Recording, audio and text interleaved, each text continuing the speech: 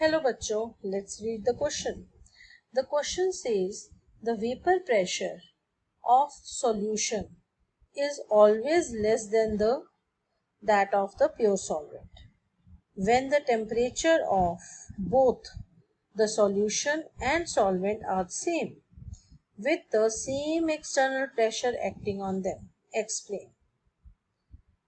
So the key point for this question is vapor pressure. Vapor pressure of solution.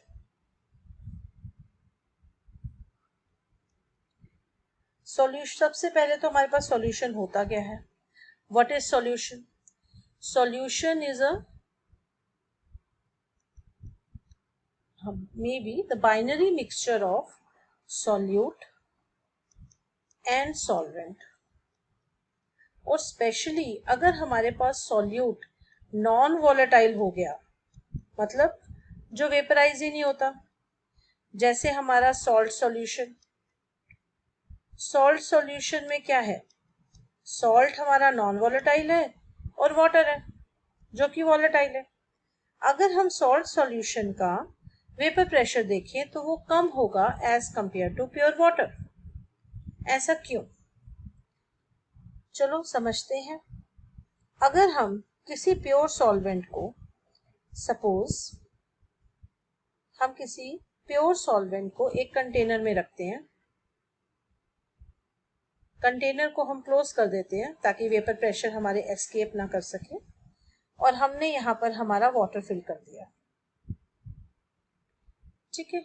तो ये हमारा seal है सब कुछ, तो ये आपका वाटर मॉलिक्यूल है। अब जो वेपराइजेशन है, इवेपोराइजेशन, वो सरफेस फिनोमिना है।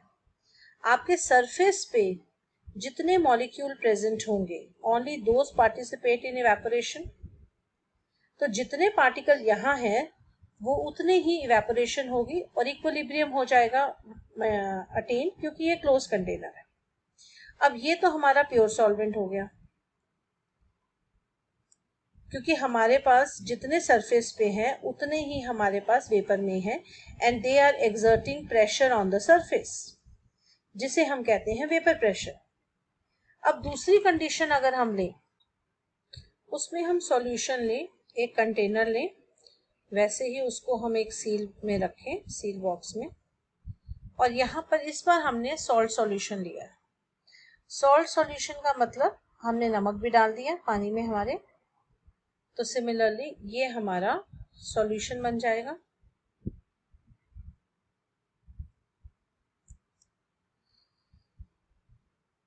ये हमारा सॉल्यूशन है, सरफेस पे हमारे वाटर मॉलिक्यूल्स हैं, बट अब यहाँ पर सरफेस पे क्योंकि सॉल्यूट भी है तो it also occupy the surface, थोड़ा सा प्लेस वो भी सरफेस पे लेगा, तो वो मॉलिक्यूल्स भी सरफेस पे आएंगे।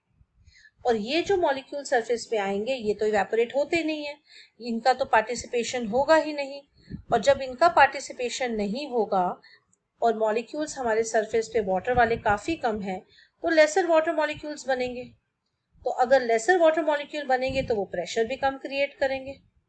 तो इसी वजह से हमारे प्योर सॉल्वेंट का vapour pressure is always more than that of solution. Reason, pure solvent में number of vapours are more, that exerts